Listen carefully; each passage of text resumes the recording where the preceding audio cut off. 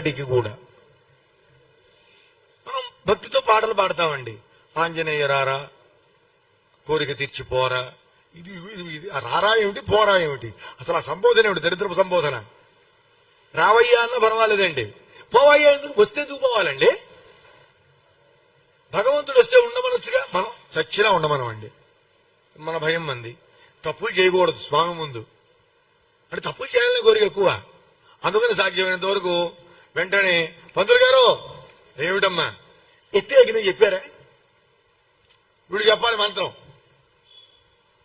ఏమిటి, యథాస్థానం ప్రవేశయామి క్షేమార్థం పునరాగమనాయ చ అనాలి. ఎవరినైతే మేము ఆహ్వానం చేశామో పరమాత్మని, ఈ పసుపునందో, ఈ కుంభమునందో, ఈ పటమునందో ఆయన మళ్ళీ తిరిగి పంపించేస్తున్నామండి మళ్ళీ రావడం కోసం. అయ్యా మేము ఫ్రీగా ఉండొచ్చుగా, ఇంకా